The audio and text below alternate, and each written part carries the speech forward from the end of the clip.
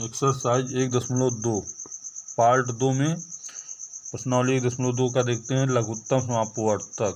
लघुत्तम समाप अपवर्त। तो सबसे पहले हम जानते हैं लघुत्तम समाप अपवर्त है क्या। तो जैसा कि अपवर्त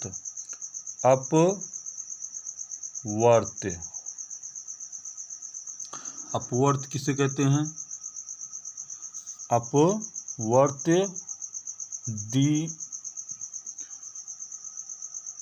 दी गई संख्या जिन संख्याओं को विभाजित कर देता है। अपवर्तक था दी गई संख्या जिन संख्याओं से विभाजित हो जाती है। और अपवर्त क्या है, दी गई संख्या जिन संख्याओं को विभाजित कर देती है वह उसका अपवर्त कहलाती है। जैसे 2 का अपवर्त, 2 का अपवर्त। तो 2 का अपवर्त देखते हैं। 2 स्वयं 2 को विभाजित कर देगी, 4 को, 2 6 को, 2 चौक 8 को, तो 5 10 12 14 ऐसे ये विभाजित करती जाएगी। और 5 का अपवर्त देखते हैं। 5 का अपवर्त, 5 का अपवर्त देखते हैं। तो 5 का अपवर्त होगा, 5 स्वयं 5 को विभाजित करेगी, 10 15 20 20 के बाद 25 30 ऐसे विभाजित करती जाएगी। तो यहाँ 14 18 20 और 22 24 26 ऐसे बनता जाएगा। अब देखते हैं जो दोनों में समान अपवर्त हो, दोनों में समान अपवर्त हो। तो समान अपवर्त इसमें देखते हैं। जैसे 10 इसमें भी है, 10 इसमें भी है, 20 इसका भी अपवर्त है, 20 इसका भी अपवर्त है। तो समान अपवर्त, समान अपवर्त, समान अपवर्त इसका हुआ 10 और 20, 10 और 20 इसका समान अपवर्त हुआ। लघुत्तम, लघु माने होता है छोटा, लघुत्तम, तो लघुत्तम लघु माने होता है छोटा, और अपवर्त लघुत्तम अपवर्त, लघुत्तम समान अपवर्त, लघुत्तम समान अपवर्त। तो जो सबसे छोटा अपवर्त इसमें क्या है, 10, तो लघुत्तम समापवर्त हुआ 10। तो इसी को बोलते हैं, एक में मिला देते हैं लघुत्तम समाप अपवर्त। ये दोनों जोड़ देते हैं तो लघुत्तम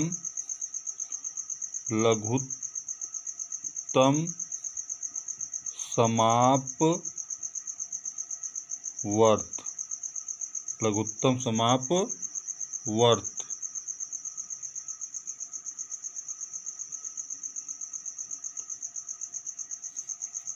तो यही इसका लघुत्तम समापवर्त कहलाता है, जिसे कहते हैं अंग्रेजी में LCM,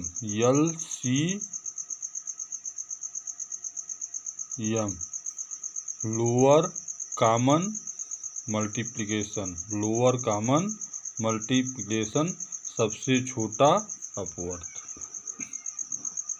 तो ये अपवर्त क्या हो, 2 या 2 से अधिक संख्याओं में सबसे छोटा अपवर्त, 2 या 2 से अधिक संख्याओं के सबसे छोटे अपवर्त को लघुत्तम समापवर्त कहते हैं। 2 या 2 से अधिक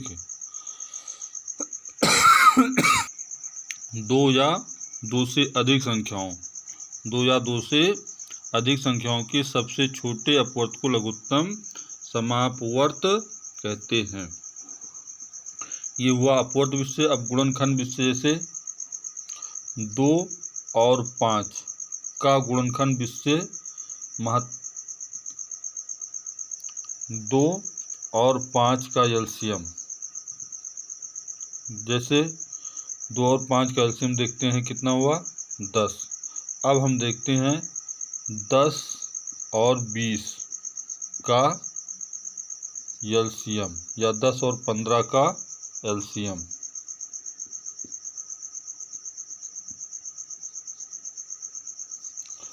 तो 10 और 15 का गुणनखंड भी से देखते हैं। 10 2 पंचे 10, 5 एकम 5 और 15 का 2 से कटेगा 3 पचे 15, 5 एकम 5। तो 10 का गुणनखंड हुआ 2 गुणे 5 गुणे 1 और 15 का गुणनखंड हुआ 3 गुणे 5 गुणे 1। अब एलसीएम, तो एलसीएम गुणनखंड से ज्ञात करने पर सबसे पहले 10 का जो है उसे लिख देंगे। 10 का जो गुणनखंड है उसे लिखेंगे 2 गुणे 5 गुणे 1। अब देखते हैं नीचे 2 तो है नहीं, इस नीचे में देखते हैं गुणनखंड जो छूट रहा है 3 इसमें है नहीं, 3 लिख लेंगे। 5 एक बार लिख चुके, नहीं लिखेंगे तो बन जाएगा 2 पंचे 10 और 10 तिहाई 30, 10 तिहाई 30। तो इसका एलसीएम क्या हो जाएगा 30। ये गुणनखंड विध से होगा, ये गुणनखंड विध से इसका एलसीएम 30 होगा। अब इसी को भाग विध से निकाल सकते हैं। जैसे भाग विध से 10 और 15 का एलसीएम, तो एक साथ गुणनखंड करेंगे 2 पंचे 10,